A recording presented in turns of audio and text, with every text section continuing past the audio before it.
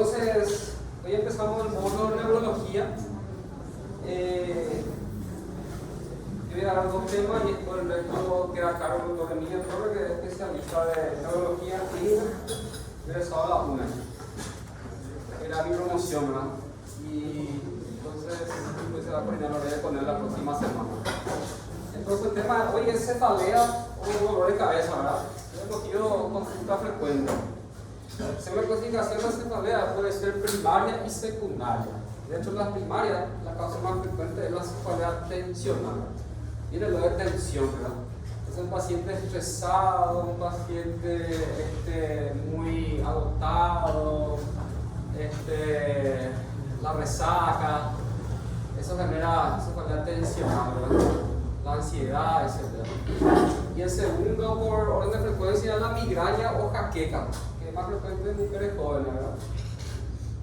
Tensional es, bueno, todo el mundo habrá tenido más de un episodio de su vida de cefalea tensional, es algo común, ¿verdad? Ahora la migraña ya son crisis repetitivas que tienen su característica clínica que se diferencia de la cefalea tensional, ¿verdad? Y después de la cefalea de racimo, que es muy raro, ¿verdad? Cefalea de clúster. La cefalea de racimo es más frecuente en hombres. Es en realidad más un dolor periocular que irradia la cabeza, ¿verdad? Y las causas trigeminovasculares, sobre todo la neuralgia del trigémino, ¿verdad? También tenemos la neuralgia del occipital o nervio de Arnold, que genera también más por irradiación cefalea, ¿verdad?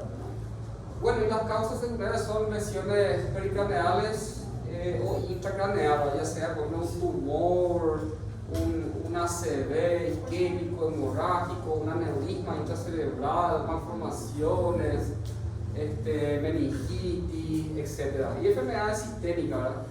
De hecho, ellos, por ejemplo, la vasculitis de la temporal es una causa de cefalea también. El paciente masculino por encima de los 60 años, ¿verdad? Uno se suele ver una arteria temporal visible y palpable, hipertrofiada, ¿verdad? Bueno, y otras causas. La cefalea tensional, que es la causa más frecuente de cefalea, es una cefalea leve moderada, ¿verdad? Es episódica, que ocurre cada que hay una situación de estrés, o crónica, cuando el dolor dura más de 15 días al mes.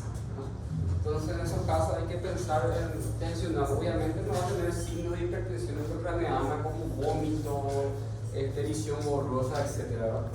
Más frecuente de sexo femenino, pero se ve en los sexos. Es bilateral y puede acompañarse de mareo. No empeora con el ejercicio. Cuando existe una cefalea que empeora con el ejercicio, entonces estamos hablando ya de hipertensión intracraneana, ¿verdad?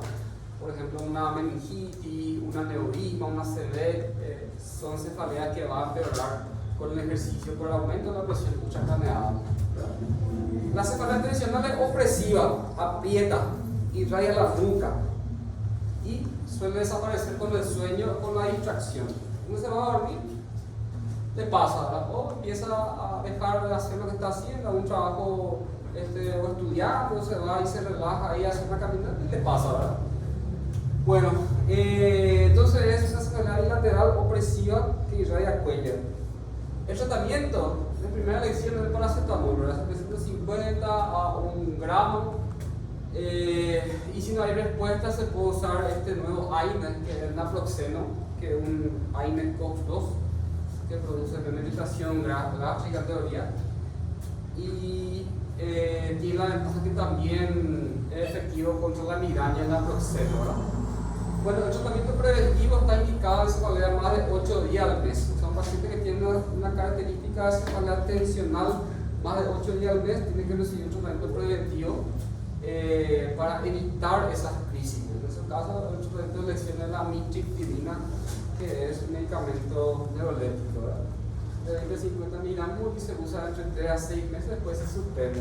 Esto es lo preventivo. Pero para las crisis siempre el paracetamol o naproxeno, ¿verdad? Bueno, hay que saber que la amitriptilina puede producir como reacción adversa estreñimiento, sequedad bucal, somnolencia, en algunos casos insomnio, ganancia de peso, y hay que utilizar al paciente como glaucoma o hipertrofia prostática benigna. Bueno, la migraña, el 10% de la población la padece y hay antecedentes en la familia, el papá, la mamá, el hermano, tiene antecedentes de migraña. Y el estrés es el factor desencadenante más frecuente. En una situación de estrés, algún alimento como el chocolate, los lácteos, el alcohol también, algunos anticonceptivos, sobre todo los anticonceptivos estrógenos, pueden generar crisis de migraña, no así los progestágenos. Y también el periodo. Característica de eso es que mujeres que antes, durante o después días del periodo tienen crisis de migraña, ¿verdad? Entonces, 50% presentan antecedentes familiares y suele aparecer en la niñez y la adolescencia y suele desaparecer a los 40, 50 años después de la menopausia en algunos casos, ¿verdad? Bueno, su característica es que es un dolor a veces hemicraneal, a veces toda la cabeza, pero su característica es que es pulsátil, a diferencia de la separación intestinal que es opresiva, ¿verdad? Bueno, y las crisis duran máximo 4 a 72 horas. No puede durar más que eso, ¿verdad? El 50% de los casos entonces es hemicraneal, ¿verdad?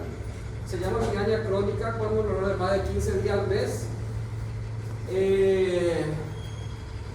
empeora con ejercicio y cambios posturales y se acompaña de esta característica muy específica que es intolerancia al ruido y a la luz.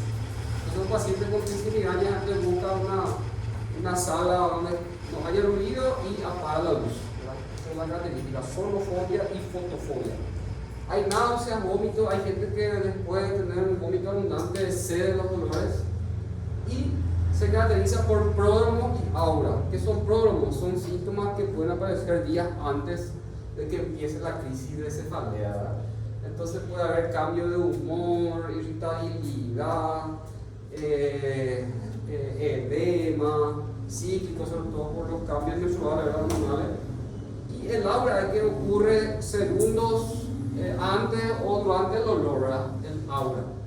El aura lo más frecuente es que sea visual. Se puede producir escotomas, a veces tipo flash, el escotoma más bien descrito es el escotoma cintilante, que es como una visión negra, es acompañada de flash, ¿verdad? Eso quiere decir que es entonces un aura, ¿verdad? Que acompaña la crisis de migraña en un cierto porcentaje, no en todos. Entonces, cuando hay aura, se dice que la migraña es clásica, y si no hay aura, entonces es una migraña no clásica, ¿verdad? Entonces, minutos antes y durante puede haber aura, ¿verdad? Con sintomatología neurológica focal, previo fotoxia, escotoma, afasia también puede haber. Y existen algunas variantes que son raras, ¿verdad? Por ejemplo, la variante migraña hemipléjica familiar precede de hemiparesia, antes de la cefalea hay una hemiparesia transitoria. Y si persiste esa focalidad, puede llegar hasta generar un infarto migrañoso cerebral, ¿verdad? Ustedes saben que la migraña es producida por vasospasmo, es idiopático, ¿verdad? Hay un componente genético hereditario, pero se caracteriza por vasospasmo, y eso es lo que da la cefalea. Entonces, eso puede producir hemiparesia, y si se extiende en el tiempo, ese vasospasmo incluso puede llegar a ser un infarto, una severa migrañosa. La migraña basilar es cuando afecta el tronco cerebral, puede generar coma, diplopía, parestesia perioral, es raro también, nunca vi. Y la migraña retiniana es cuando hay un vasospasmo de la arteria retiniana y produce una maurosis unilateral transitoria, ¿verdad? Pero siempre acompañado de la cefalea característica de la migraña. Bueno, el tratamiento de las crisis de migraña se puede utilizar paracetamol, ibuprofeno o aspirina o alta. Ahora, en crisis severa se utiliza naproxeno. Fíjense que es prácticamente un tratamiento de una cefalea tensional. Si hay náusea, el medicamento recomendado es la metoclopramida, 30-40 cada 8 horas. Bueno, si no hay respuesta a los aires, entonces en esos casos se usan los triptanes. Los triptanes son medicamentos más nuevos que existe presentación vía oral, comprimido o inyectable de forma subcutánea. el sumatriptano, pero está contraindicado en pacientes cardiópatas. Por suerte, en todas las migrañas se demandan mujeres jóvenes sin enfermedad de base. Hay que destacar también que la migraña puede acompañarse a veces de angina de Prinzmetal, por ser también de origen vasospástico o de fenómeno de Raynaud en las manos. Entonces, el vasospasmo de los dedos puede generar cianosis en las manos, ¿verdad? Bueno, incluso existe en el mercado combinación de triptanes con naproxeno, ¿verdad? Sumatriptano bioral con naproxeno para las crisis más severas, ¿verdad?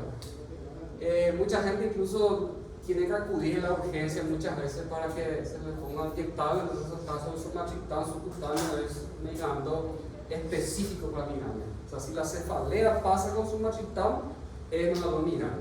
No puede ser otra cosa. Ahora, si es una cefalea por tumor o por aneurisma cerebral, no va a ser, ¿verdad?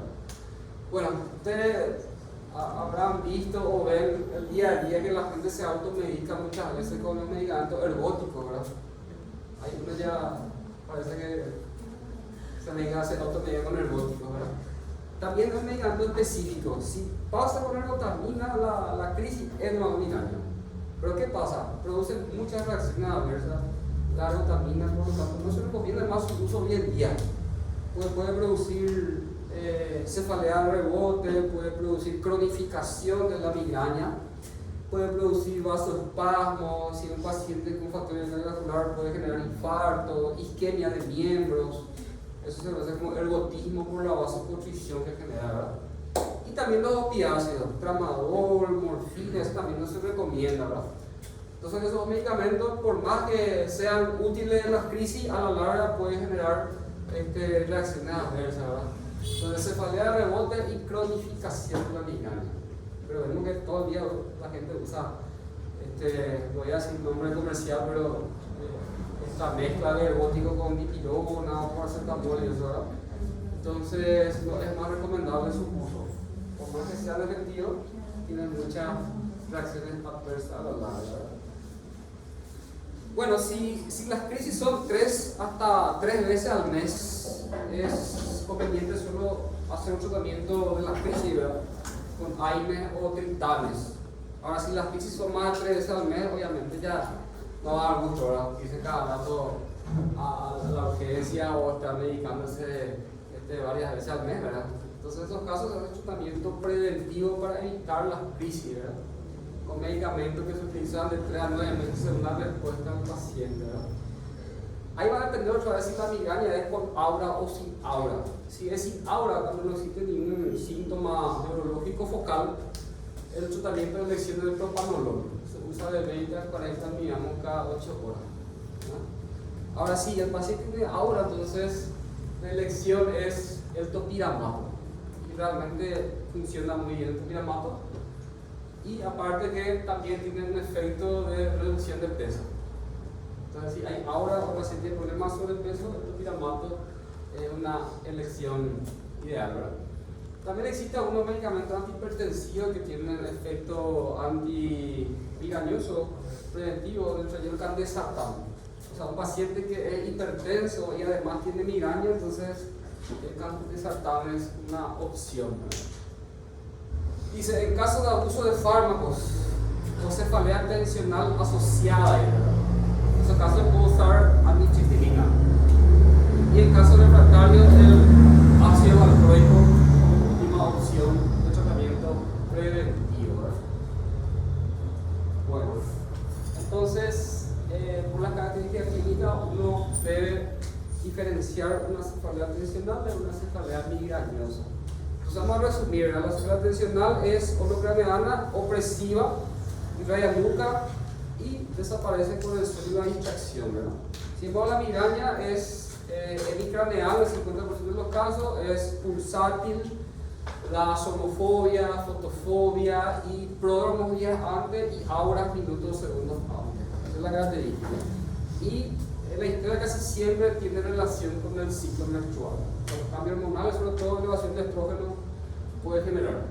Hace poco hay un paciente que se me indicó con anticonceptivo de estrógeno y empeoró su migraña. Entonces, pudimos decir que eso fue la causa de su empeoramiento. En esos casos se recomienda anticonceptivos progestágenos para evitar las crisis. Sí. El aura dura segundos o minutos. Y bueno, y ahí creo que ella es una migraña retiniana, ¿verdad? Ahí hay que descartar migraña retiniana, pero obviamente los síntomas se deben a vasospasmo. Los síntomas de tratamiento lo que hacen es disminuir ese vasospasmo, ¿verdad? Tiene que ser reversible, a veces que sea un infarto migrañoso. ¿Quién tiene migraña acá? Tres son con características migraña. Y los 4 son mujeres, ¿sabes? Más frecuentes mujeres, ¿verdad? Tiene mucha relación con los cambios hormonales. ¿Y qué toman para la especie? Ergo. Todito ergo.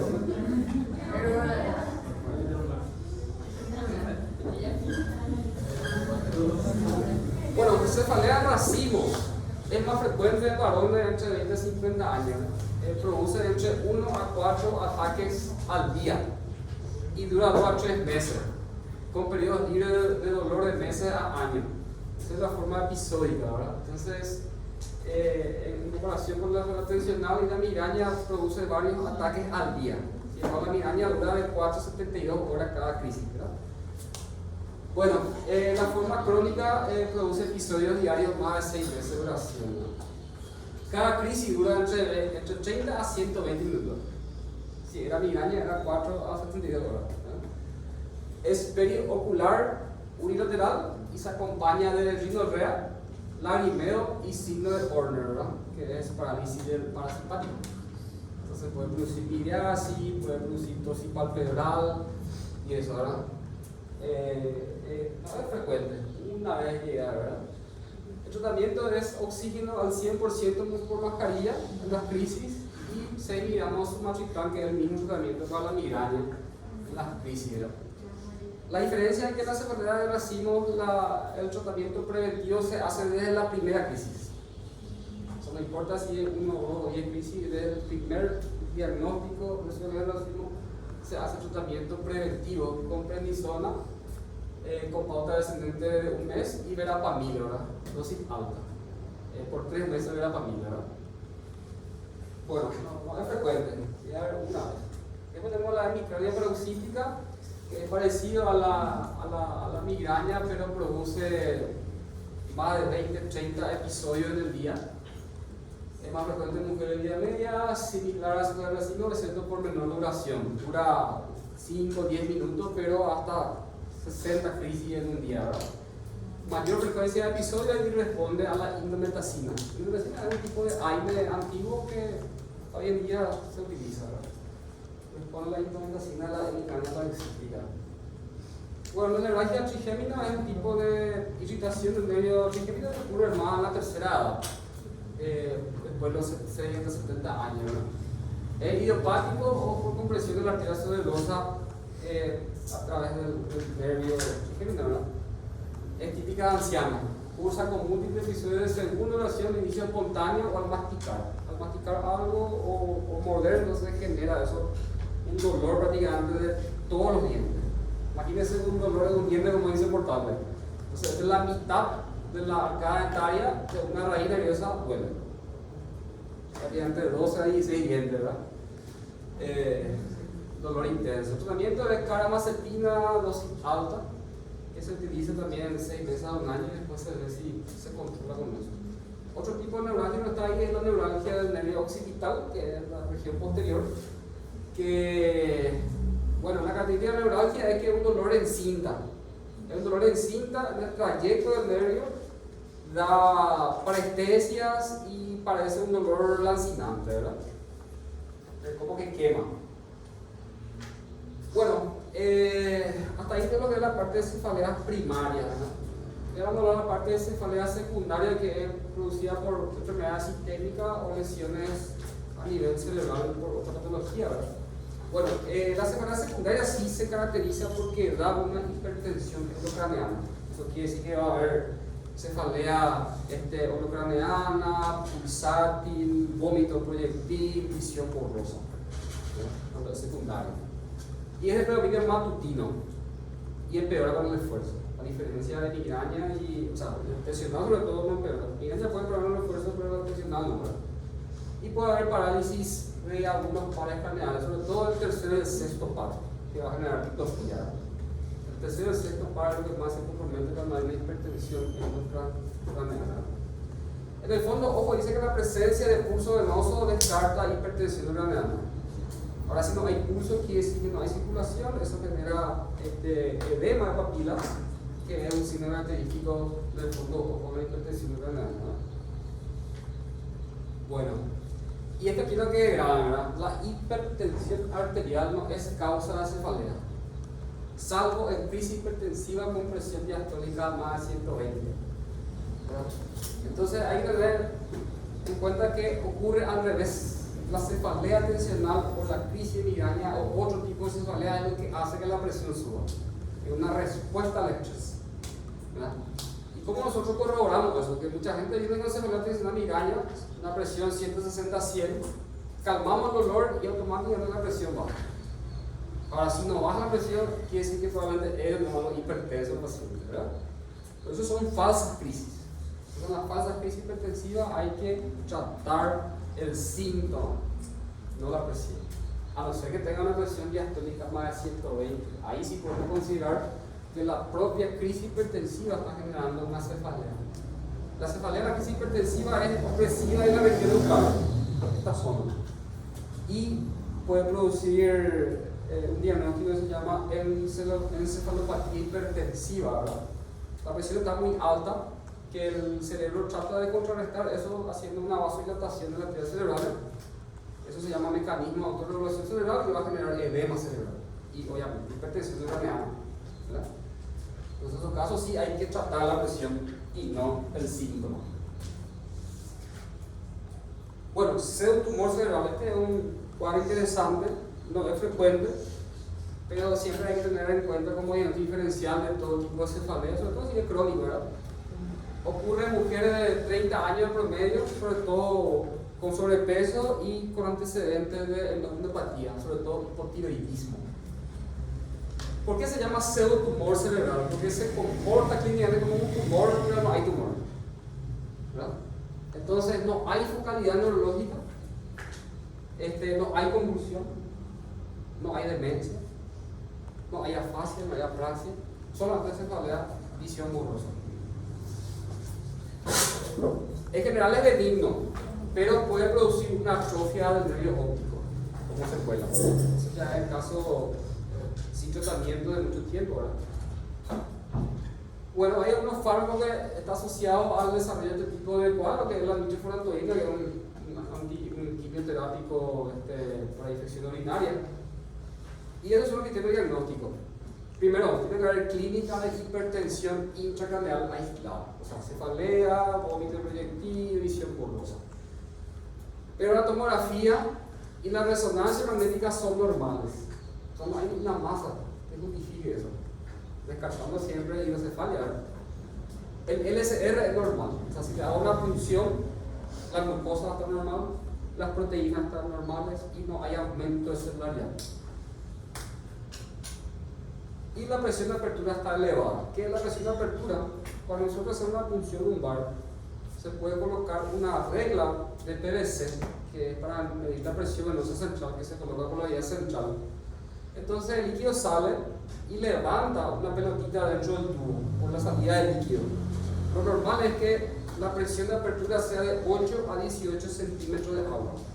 Si pasa por encima de 18, estamos hablando obviamente de hipertensión intracraneana, ¿no? Hay mucha presión en el líquido, ¿verdad? Que se puede evidenciar a través de ese método diagnóstico. Se puede hacer también de forma casera, ¿verdad? Conectar un macro gotero hacia arriba con una llave de 3 vías y colocar una regla de escuela, ¿verdad? Y medir ahí ese tipo de regla de ahí. Si pasa más de 18 centímetros desde la inserción de la aguja raquídea, indica presión de apertura elevada. Bueno, lo interesante es que el estudio de imagen es normal, tomografía es normal, resonancia es normal, pero obviamente hay que cumplir todos esos criterios. Siempre hay que hacer una función lumbar y descartar otras causas de esta clínica, ¿verdad? El tratamiento es de hipocalórica y responde a un diurético que se llama acetazolamida, que es inhibidor de la anidasa carbónica, ¿verdad? Ese es el tratamiento. Bueno, y si la causa es una antipatia, obviamente hay que tratar la causa, ¿verdad? Si es hipotiroidismo, el tratamiento es levotiroxina. Y si es fármaco, bueno, suspender el fármaco causante de este tipo de cuadro. Se llama también pseudotumor cerebral o pseudotumor cerebral. Bueno, así como existe un síndrome de hipertensión endocraniana, también existe el síndrome de hipotensión endocraniana. Ustedes saben que el líquido cefalorraquídeo lo que hace es proteger el encéfalo de las sacudidas que hay con cada movimiento, ¿no? Y eso funciona como un amortiguador, ¿verdad?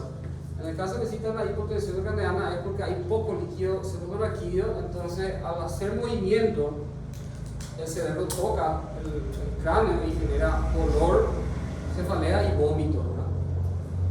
Entonces es una cefalea ortostática. El paciente se queda quieto, no le duele, pero se mueve y empieza a doler. Cefalea ortostática o con los movimientos, ¿verdad?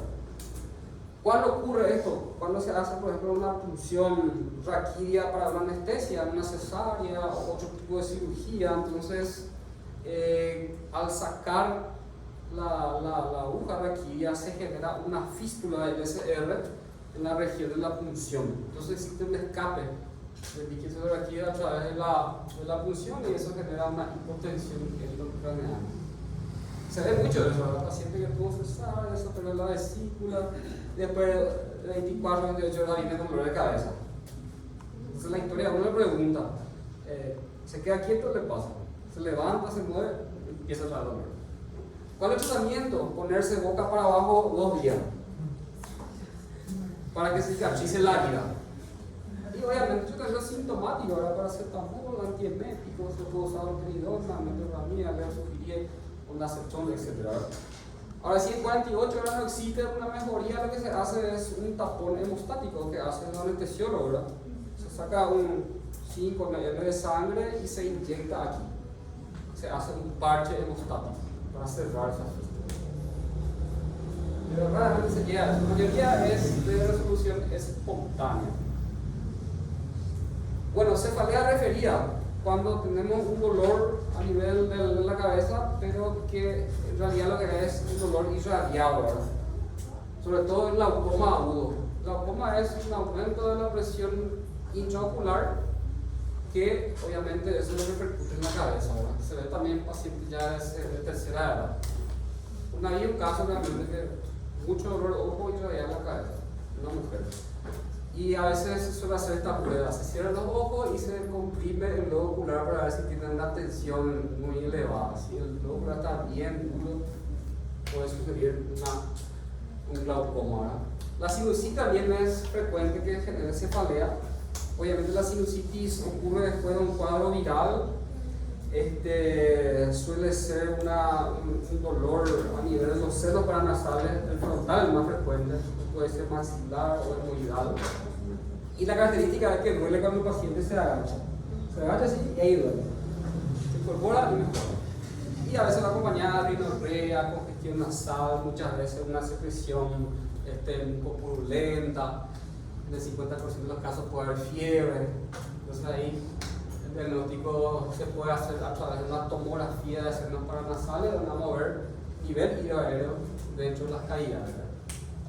Y síndrome de Kosten. ¿Saben qué es el síndrome de Kosten? El síndrome de Kosten es una artrosis temporomandibular. Entonces, cuando el paciente mastica o muere, entonces genera dolor por la presencia de artrosis a nivel de articulación temporomandibular. Incluso hay gente que bosteza y hace una luxación de la mandíbula.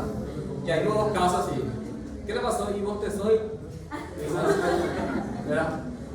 Y hay que reducir, ¿verdad?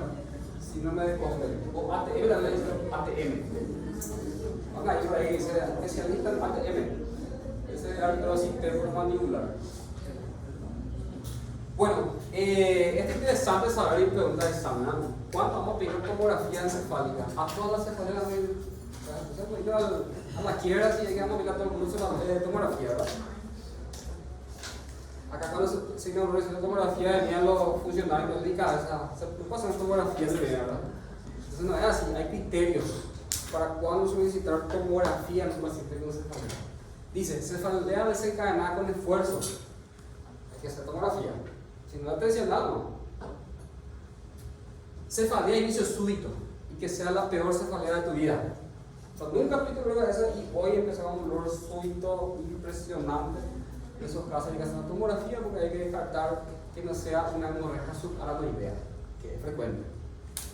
Si se acompaña a focalidad, obviamente, viene con afasia, viene con disartria, antecedente de confusión, paresia, plejía, afectación de un par craneal, obviamente tenemos que hacer tomografía.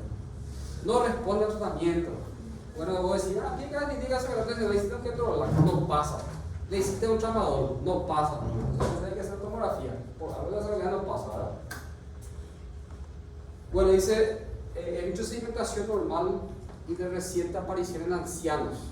¿Por qué dice hecho normal? Porque si la hecho está alta, vamos a pensar que sea una arteritis de la temporal, un anciano. Si la BCG es normal y es una cefalea de aparición en anciano, obviamente puede ser otra cosa, un tumor o otro tipo de patología más rara, ¿verdad? Bueno, y esas son las indicaciones entonces para solicitar tomografía en un paciente que acude por cefalea en urgencia.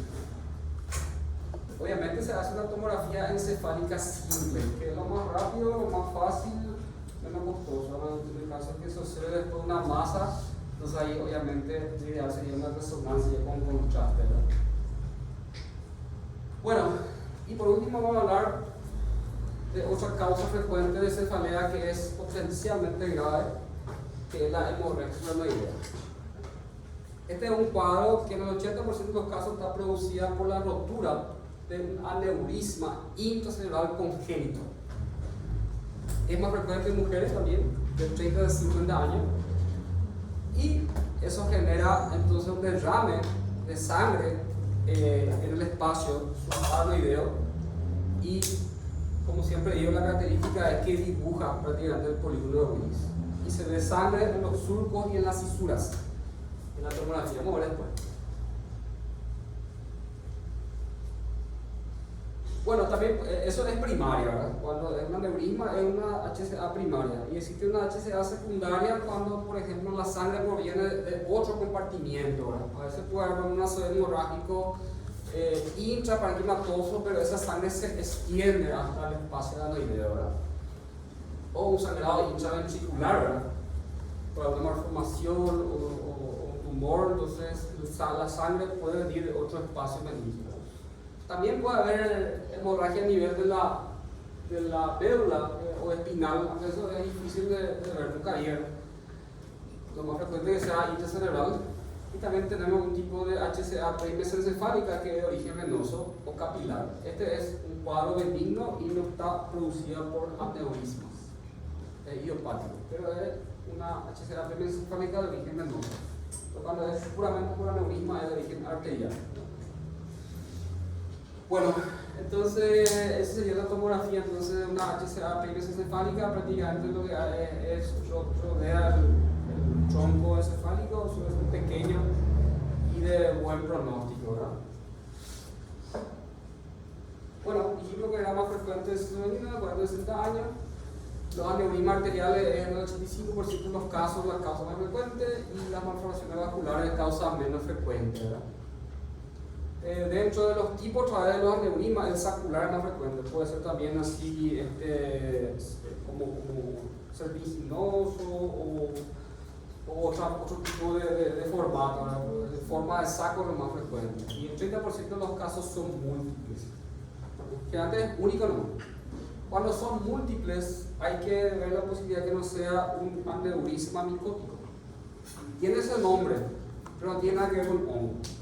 El aneurisma micótico ocurre cuando existe una embolia séptica cardíaca que va al cerebro.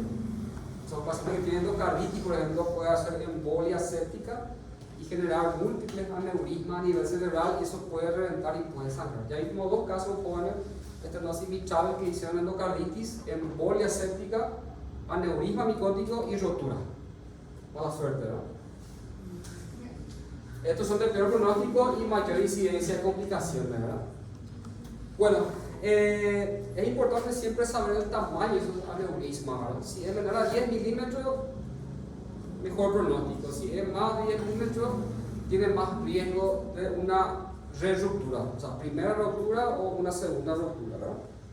También es importante saber el tamaño del aneurisma para decidir el tratamiento. Obviamente, antes de hacer un tratamiento, tenemos que confirmar si realmente es un aneurisma o no la causa de la hemorragia aneurismática. ¿Qué vamos a necesitar?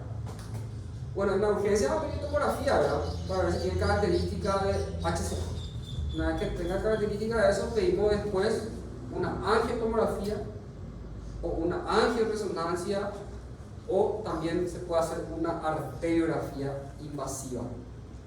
¿Cuál es la ventaja de la arteriografía invasiva? Que va a ser diagnóstico y a la vez el tratamiento.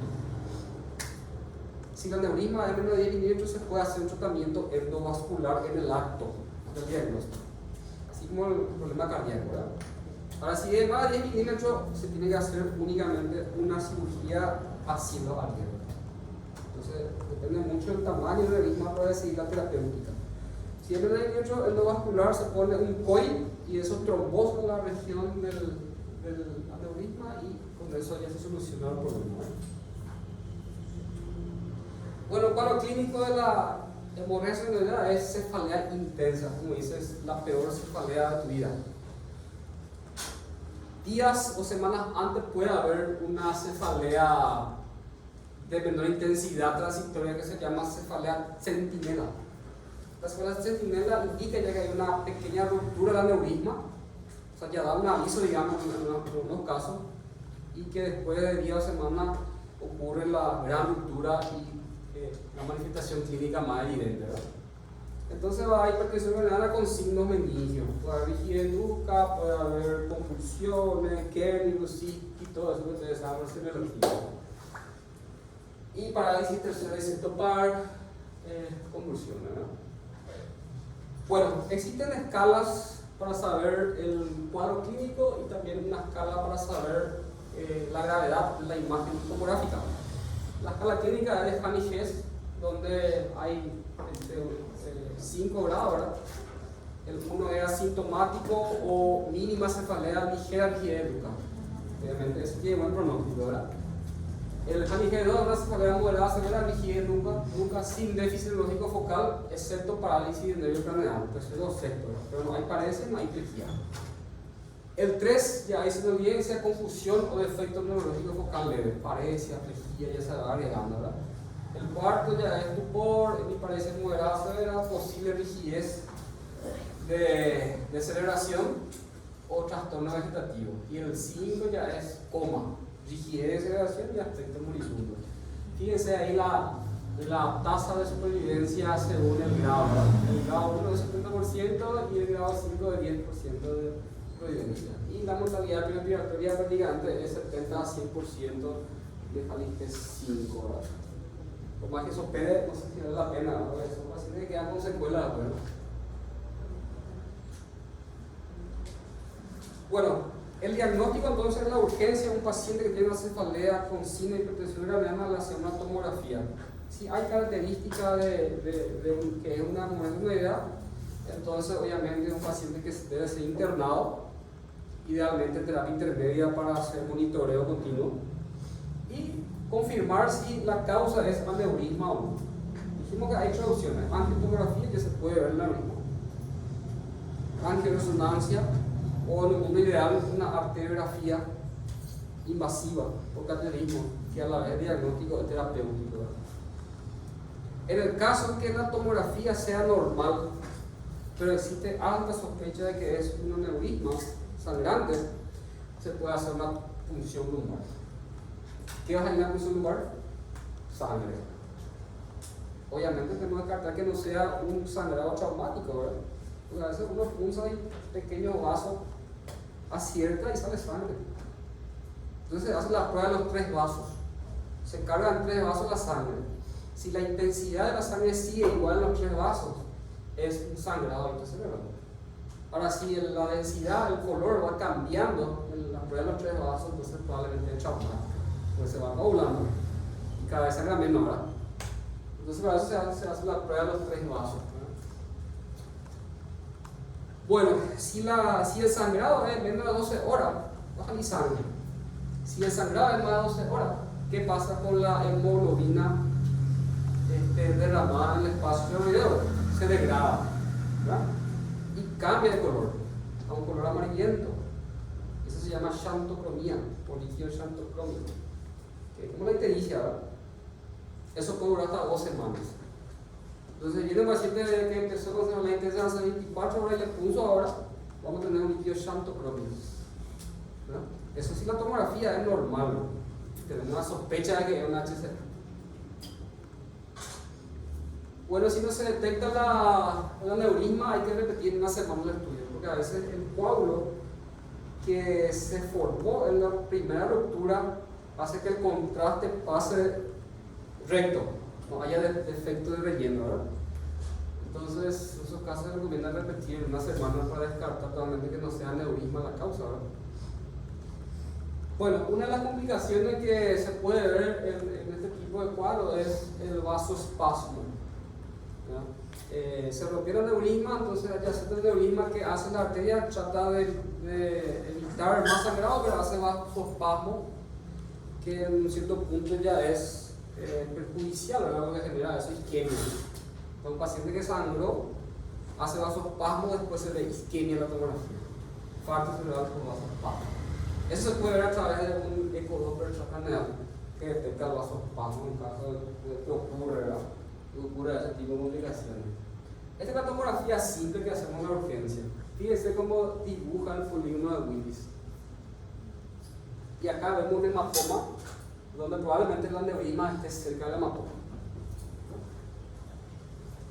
Puede ocurrir en cualquier rama del polígono de Willis, comunicante anterior, comunicante posterior, cerebral anterior, cerebral medio, cerebral posterior, vacilar, etc. Cuando es una aneurisma comunicante posterior, generalmente la característica es que da anisocoria. Característica es los pacientes que vemos así esta imagen tienen anisocoria, entonces eso indica que es un aneurisma de la comunicante posterior, la presencia de anisocoria. Entonces ven el dibujo de la polea de Willis y también la sangre en el surco y la cisura, ¿verdad? Y un hematoma. Esto es un Fisher 4. Esta es la cara de Fisher, ¿verdad? Uno, cuando no se detecta sangre. En ese caso vamos a hacer una punción lumbar, ¿verdad? 2, sangre difusa o en capas verticales menor a 1 milímetro de espesor. 3, coágulo localizado en capas verticales mayores o igual a 1 milímetro. 4, coágulo intracerebral o intraventricular con o sin HCA difuso. Entonces, esta imagen que vimos acá es un Fisher 4, hay un hematoma intracerebral. Lo raro e interesante es que muchas veces la tomografía no tiene relación directa con la clínica. A veces vemos Hanniges 1, pero Fisher 4. O a veces vemos Fisher 1 y el paciente está en coma. O sea, no hay una correlación directa entre la clínica y la imagen tomográfica. A veces vemos este tipo de tomografía catastrófica, pero el Hanniges 2, por ejemplo.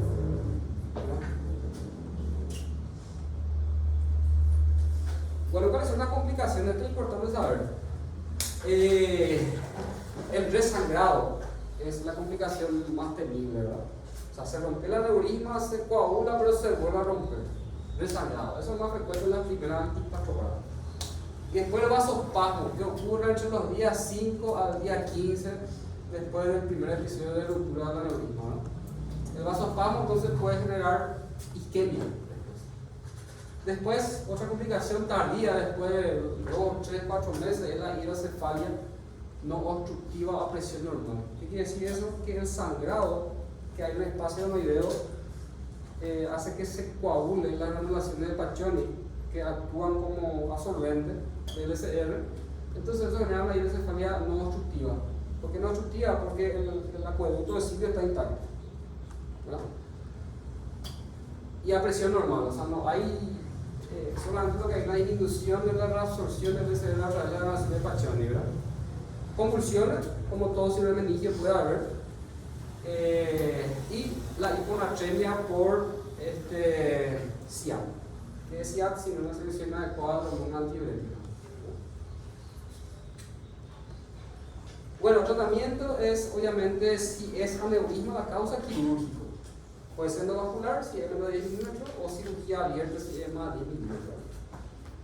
Obviamente, el paciente potencialmente grave tiene que estar en terapia intermedia por lo menos. Y hacerse medidas de acelero agudo. ¿Cuáles son las medidas de acelero agudo? Elevación de la cabecera de la cama a 30 grados, una sala que haya aire acondicionado, usar medicamentos laxantes para evitar la manera avanzada. Es un paciente que tiene alto riesgo que usa de estrés, tiene que tener antiácidos como el omeprazol. Si está con trastorno de motilidad, después del tercer día tiene que tener profilaxis para trombosis venosa profunda. Y bueno, si es un paciente que coma, obviamente si está intubado, muchas veces hace catéter de PI, un drenaje de la sangre y se mide la presión intracerebral. Dependiendo de eso se puede usar algunos medicamentos hipotónicos a nivel cerebral,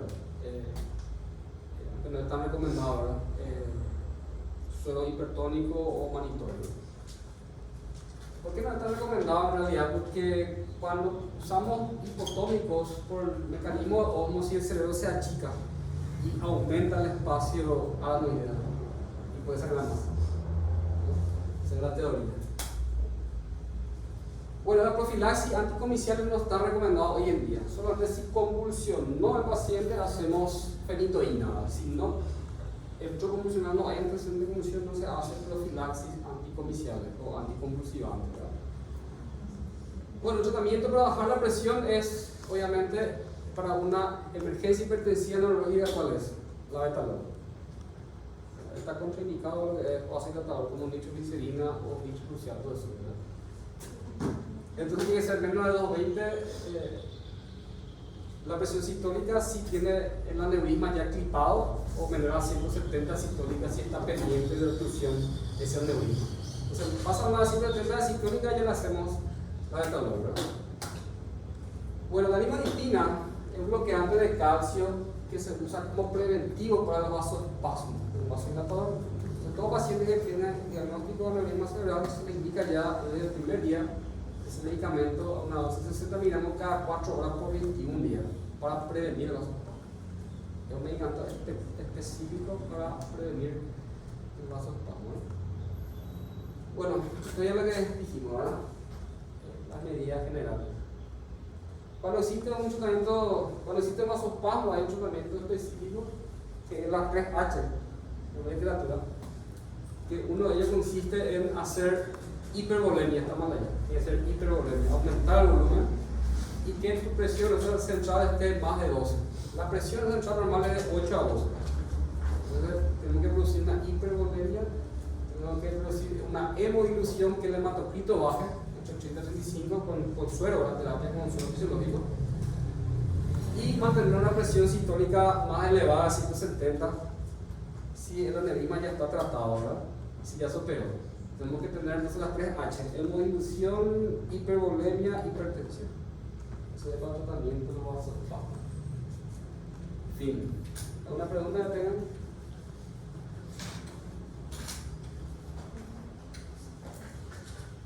Pregunta. El medicamento que usamos para la cefalea es el tramadol. Obviamente es una cefalea intensa, ¿verdad? Está contraindicado en algunos aires, sobre todo ketorolac. ¿Por qué? Porque ketorolac y otros aires sabemos que disminuye la relación plaquetaria y si hay un sangrado, peor. Entonces, tramadol o incluso morfina se puede usar si es que no hay alteración de conciencia o alteración de parámetros ventilatorios, ¿no? Pero mejor el tramadol.